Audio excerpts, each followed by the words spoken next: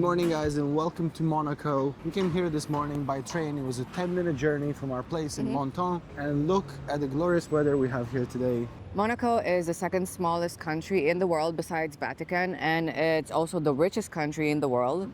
And there's a bit of a confusion between Monaco and Monte Carlo. So Monaco is comprised of 4 districts. Monte Carlo is the flashiest district. But right now we're starting our day off in La Condamine, which is one of the other districts of Monaco.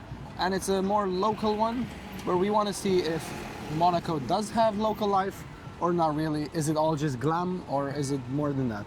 And we are starting at the food market. So the food market is comprised of 2 parts. We have the big building, the Marché de Condamine, right there behind us. And then we have right in front of it a section with produce and so on. So let's go explore the first section first, and then we'll go on inside the market.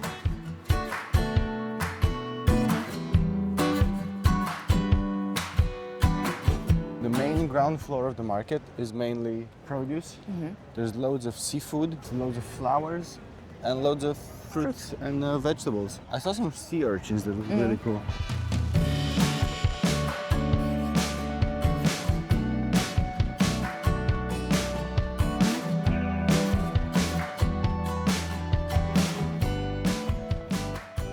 Okay, so we got to La Condamine market. We bought some stuff. This is some of the loot that we got in the first round of shopping around. Some of it traditional, some of it not so much. But right there behind me, if you see right at the end, there's a bar. Bear in mind it's 20 minutes past 10 in the morning. And there's some guys who've obviously been there already for a couple of hours. And one guy specifically was slurring his words so badly. And the funny thing is, the girl who's working the counter was giving him some sort of tickets to validate his parking. Because he said he has to drive somewhere. Oh my God. Okay, so we got some traditional Monegasque stuff for myself. And Laura's having a really nice Caesar salad, I think. I mean, basically all of it's kind of doughy, and I want to take a bit of a break from dough. No, that makes one of us. Yeah, I know. So, first thing I want to say, food here is not more expensive than anywhere else, at least in the market. It's like any other patisserie. So this is a pisse saladier. It's kind of like a pizza in a way. It's traditionally from Nice, but it's apparently very big here in Monaco. There's 2 kinds. It's this one with the tomato sauce, and there's one without the tomato sauce with loads of onions. And that guy's making our next batch. But You are until gonna then, smell delightful. of course I will. I always do. Come on, I always smell of onions. This doesn't change anything. Oh my God, it's loaded with onions. Yes, loaded with onions. I think some artichokes maybe, and some olives, or like 1 olive. It's basically like a pizza or focaccia. The dough is more like focaccia. It's very fluffy. It melts. Delicious. Round 2. This is the barbajoan. It's a tiny pastry filled with, I think, Swiss chard, ricotta, and something. Oh, a lot of greenery. Oh, it's tasty. So far, so good. We got these 2. That shop over there, Chez Roger, he's making our next one, this one, which is the pisse saladier without the tomato, and then something else called soca, which he didn't have any at the moment. It's still in the oven.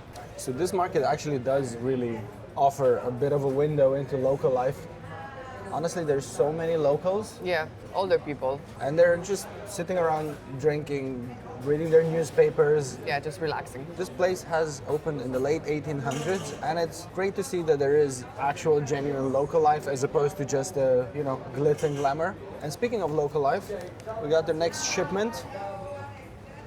This is called soca, and it's similar to farinata in Genoa. If you've seen our previous videos, you've seen us eating that. Is it made out of chickpea? Yeah, it's made out of chickpeas. So it's a flatbread made out of chickpeas. Some protein. The crisp. Have a bite. Oh man, this is so good. Yeah, it's crispier than the one from Genoa. Look at that chunker. So excited to be in the market. That shop, Chez Roger, by far the most popular one. I think I'm the only person who shopped there below the age of 65. And they all love him, his cracking jokes with everyone. The women are blushing, the men are blushing, everyone's blushing there. Did you blush? No, I didn't blush. He did have a photo of himself serving Prince Albert de Monaco as well. And another thing, he gave me as change. Oh, by the way, you kind of need to have cash in this place. Most places only pay cash. So he gave me this €2 coin as change, but it's with the one made in Monaco. Oh, He flashy. he said, save it, there's not many of them. I'll give it to you now. It's Really? a souvenir. Aw. Yeah, so apparently with the euro, every country makes their own, and obviously by this point, they're all mixed up in different countries. But yeah, this is the Monaco Oh, that's one. cool. Yeah, this is the famous pissaladier, the original one. It's made in Nice. It's kind of like a focaccia with onions and so on, but without the tomato sauce. So the last one was from a different, the last one was from Shop, this yeah. place here next to it, yeah, from this place. the competition. Yes, let's compare the two then. In the meantime, I realized that not many people go to this one, so Yeah. I don't know.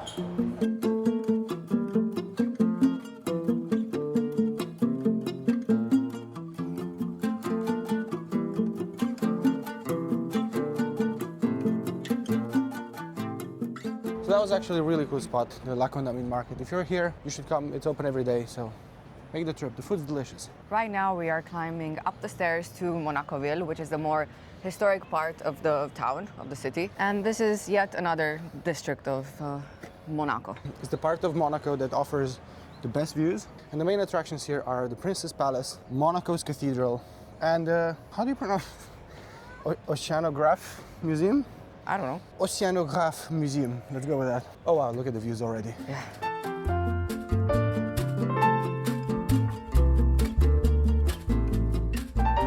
So in case you're thinking about coming here naked, Or just wearing your Speedos. it's not allowed. We are now up in Monacoville, and look at the views we have behind us. There's nothing historic about it. It's just a bunch of new builds.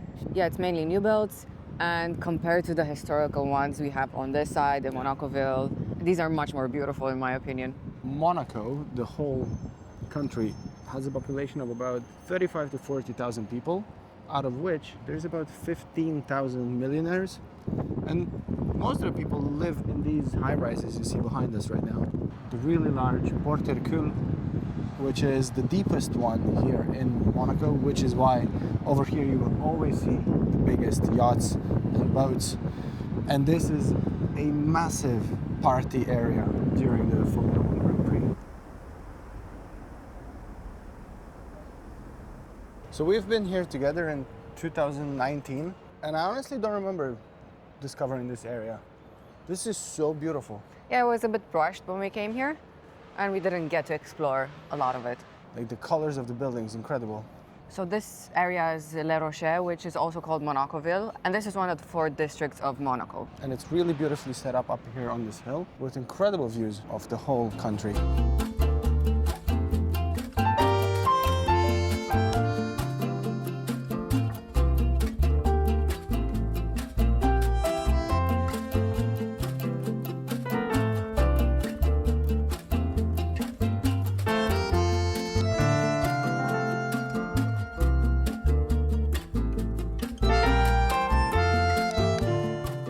We didn't actually really plan this, but at 11:55 a.m., just before lunchtime, they have the changing of the guards right here in front of the Prince's Palace. And we're a few minutes early for that, but there's already quite a few crowds gathered here. Look at the beauty of this palace though. So this used to be a fortress back from the late 1100s. For a few generations now it's been the royal residence here. Beautiful. So this is where Grace Kelly used to live, right? Yeah, a bit better than Beverly Hills probably.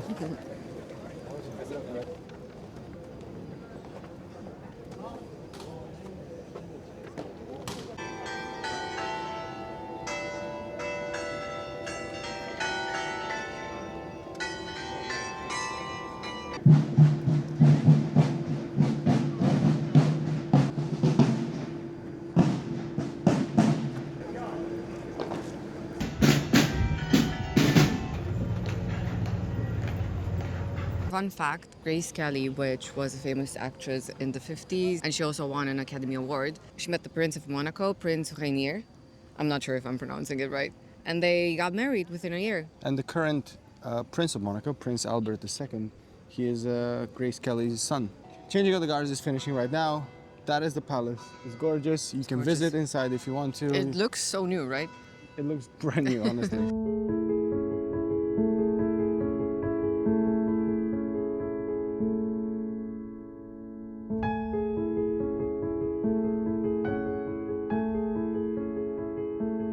Two, 3 minutes away from the palace, we are now in front of Cathédrale de Monaco. Absolutely gorgeous structure, about 400 or 500 years old. So this is the place where Grace Kelly and Prince Rainier III are buried. We can go have a look inside real quick, and then let's keep moving because we have a lot of things to do today.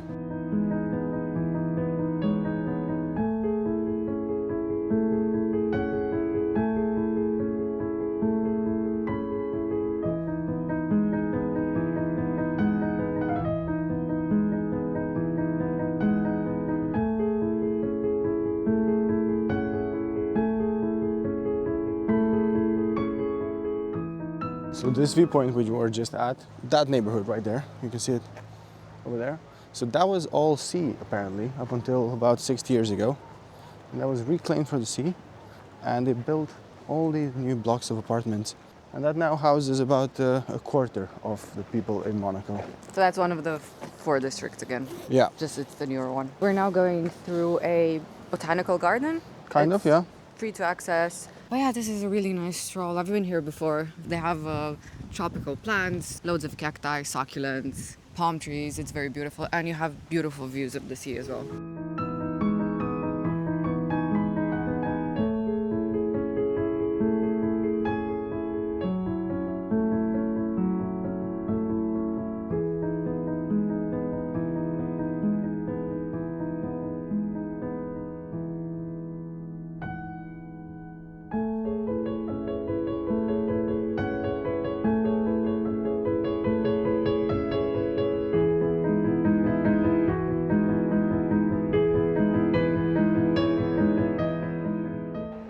One big cactus, huh?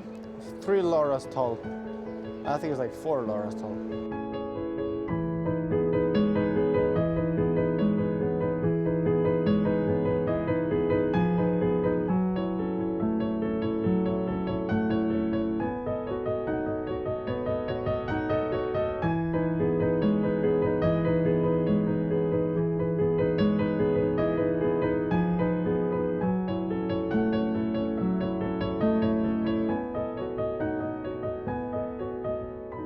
Okay, after all the uphill battle coming into Monacoville, we're finally going downhill. Up there at the top we have Monacoville, and down to the right we are headed towards Monte Carlo. And you can see the Port Hercule here, and right there, next to it, there's the whole section dedicated to the Formula One circuit. It's the pit stop over there. You have the stands, the finish line, all of it is over there.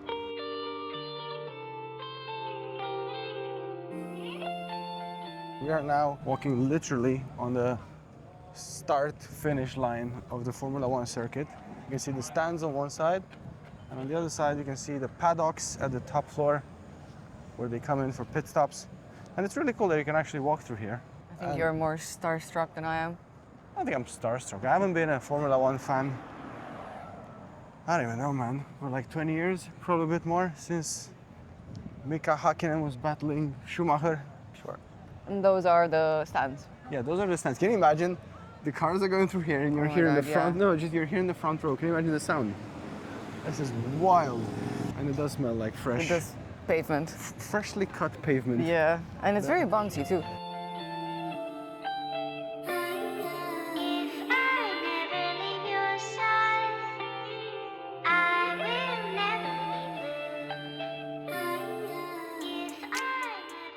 So we just sat down at Brasserie de Monaco. It's just right along the port and along the Formula One track. And so far the spot isn't pretentious at all. It's even cheaper than London to have a glass of wine and a beer here. It's really nice to sit outside. The temperature is really nice. And yeah, the main reason why we came here is because Horia wanted to try their beer. So yeah, they have their own local beer that they make here. And honestly, it's really good. Really? As Laura was saying, this place is very non-pretentious, quite approachable. We were able to get a table quite easily. You can have food on the other side as well. Over here is just drinks. And yeah, the beer and Laura's glass of wine is like 13 or 14 euros together. This is honestly, like in London you would pay this much for a glass of wine. Yeah, and imagine this spot right near the track and the port, and it's right in... This is by far one of the coolest places in Monaco. Yeah. It's time to start walking again. We got a 15-minute walk to Monte Carlo. We're going to see the casino area, the casino place over there, and see the famous Café de Paris. I'm not sure, but these might be baby sharks. And I think so. And a whole lot of other fish too. Oh, look how many fish here. I didn't think I'd see sharks in Monaco. Look at that. They're very coordinated. Yeah, look at that formation. Oh.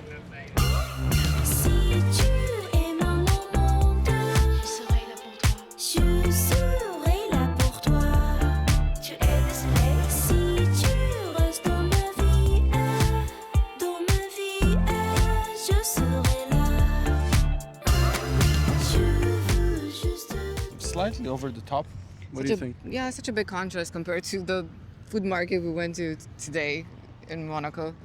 100%. Like, why do you need such a big yacht to begin with? I mean, some of them are nice and beautiful Yeah. and somewhat tasteful. Yeah. Some of them are way, way over the top. I actually looked up one of the yachts here, The bigger ones. one of the huge ones, and turns out it was owned by Russian oligarchs and then by an Azerbaijani billionaire. It was confiscated by the Germans once the war in Ukraine started, and Now it's back in operation. now it's back in operation. It's just wild what's going on here, because these are not, you know, a few $1 million. The huge ones, those are like $500 million. I wouldn't know. I don't know anything about the yachting world, so...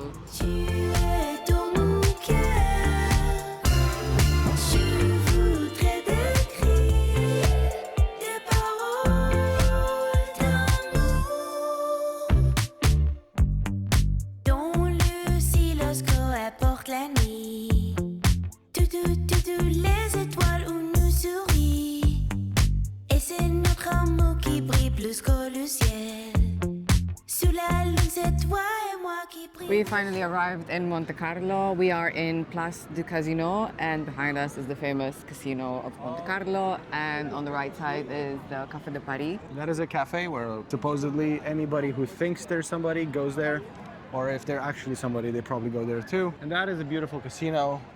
These two spots were both opened in the 1860s, so a long, long time ago. We could technically go in and gamble in the casino, but you're not allowed to film, obviously. But if you're a citizen of Monaco, you are not allowed to go into the casino and gamble. They protect their citizens. They know what goes on there. They know you don't win. For some reason, there's a lot of kids going inside the casino. Who brings children To a to a school casino. trip to the casino? I don't know. It's an odd excursion. It's beautiful. There's a lot of luxury cars parked in Yeah. front of the casino. It's very opulent. It's the other side of Monaco, It's I the other guess. side, yeah. The casino was designed by the same architect that designed the Paris Opera House as well. No, it looks beautiful. The architecture is beautiful. It's just the flashy cars and everything else. Yeah, it can be a bit much. Right in front of the casino, there's a beautiful garden that I want to check out. Je veux juste rester auprès de toi. Tu verras la vie, c'est toi et moi. La nuit est éclairée, l'amour est notre vérité. Si tu es mon monde, je serai là pour toi. Right in front of the casino, if you want more of an oasis, there's this small exotic garden. And it's really beautiful. It has ducks, it has a pond, palm trees. It's very manicured, as is the whole of Monaco.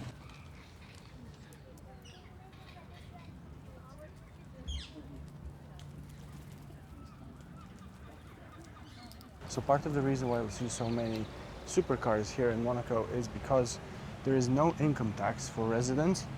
So you'll see many celebrities, athletes like Lewis Hamilton or Djokovic buying a residence here. Also, Monaco has the lowest crime rate in the world. So they have one police officer for every 100 residents. It's like London.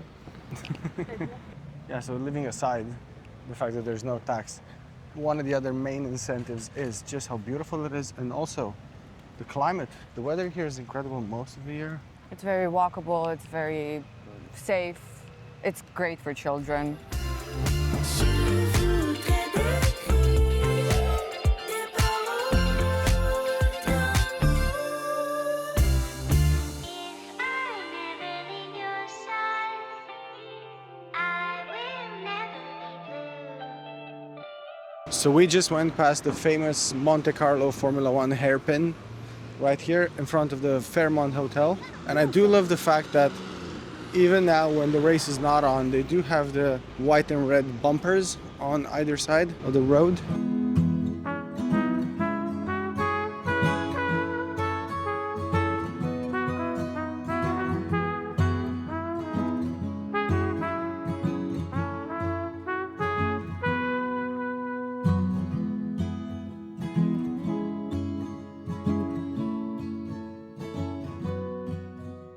I feel like this is artificial coloring or something. Like, it's too good to be true. Yeah. Like, really, I mean, come on. Look at this. We've seen this sort of color in this part of the world, but But it looks almost milky somehow. And they're bringing in sand for the beach as well. So it's probably a pebbly beach, but they're bringing in sand. this is one of the most beautiful colored waters that I've ever seen on a beach like this, in a town especially. There's no way that color is real. They're doing something to it. I'm gonna look into it. I'm onto them. I'm telling you. I have a theory. Maybe the color is because of the sand that they bring in, because it's kind of only up to there. Yeah. So maybe, I don't know, that No, gives no, the you're actual right. blue color. Like when you put certain tile colors in a pool for a specific Yeah. color.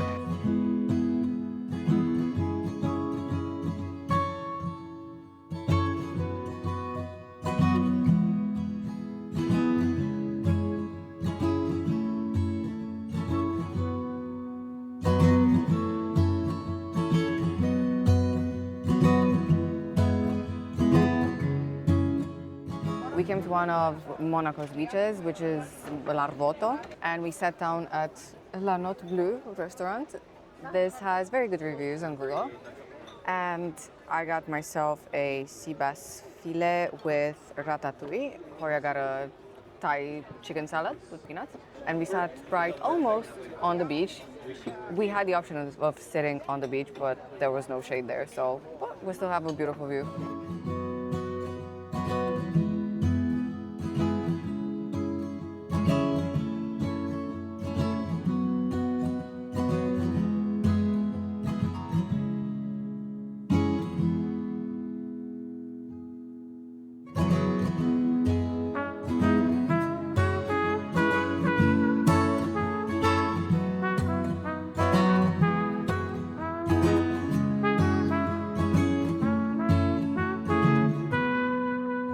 Okay, so we were downstairs on the promenade where we had lunch as well.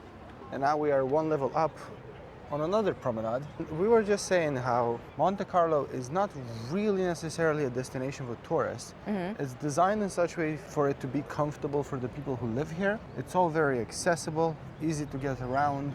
You don't see like any souvenir shops. As far as prices, because we always thought it's Monte Carlo, it's so opulent, it's obviously going to be very expensive. It is a bit more expensive than Menton, where we were before. It's not more expensive than anywhere else in Provence, and it's definitely a lot more affordable than Mykonos or Saint-Tropez or other more exclusivist resorts Yeah. in Europe. Yes. Even though it is so beautiful, it's not that expensive. Yeah. But now, more importantly, lunch is done. And Time Horia for- wants ice cream again. Time for Yay. some gelato. Shocker.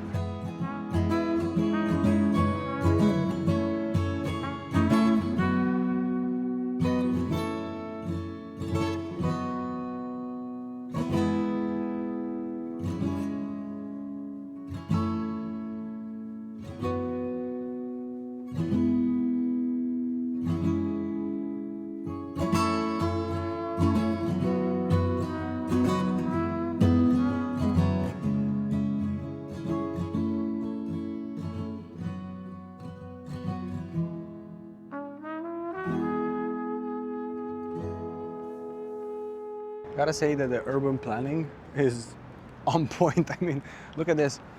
The bridge is coming from one side, going to the other, and there's layers and layers and layers of buildings on either side. Yeah, it's really impressive. There's ground floors here. There's an old church right there in the middle.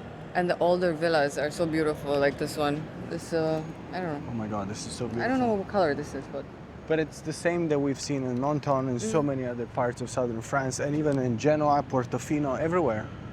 It's like the same palette of colors everywhere. So we've left the casino area. We are now on the way to the train station. But first, the nonno wants some gelato. yes, the grandpa wants some gelato. There's a really cool gelato spot right here, minutes away from the train station. Gotta give it a try. I'm gonna take one for the team here, if you don't mind. We got the ice cream. There's two flavors. We got the triple pistachio, which I've never seen anywhere else. It's regular pistachio, pistachio cream, the sweet one, and crunchy pistachio as well.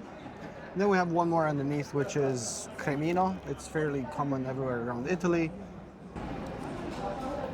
It's very good. Very good. Rossi, next to the train station, definitely come here. Quick update, that was, in hindsight, some of the best gelato we've ever had. Yeah, and I think I preferred the other one, the Camino one, but they were delicious, both of them. We are off to the train station. We're going back to Menton. For me, honestly, I'm really pleasantly surprised with the fact that Monaco has a substance. It's not just flashy and it looks nice. And it's affordable for day trips as well. One quick update is the fact that accommodation is expensive here, so that's why it's always better to stay somewhere in France, not far away, and travel for the day. Hotels are very expensive, not to mention we did check out a few estate agents, and the prices for property, think of it like this: apartment, small, 40 square meters, so that's like less than 500 foot, 2, 3, 4 million for a very small one. That is just to get the perks of not paying tax. We hope you enjoyed this vlog. For us, we loved this day. Monaco is such a beautiful country. Don't forget to like this video and subscribe to our channel. And we'll definitely see you in the next one. You left in your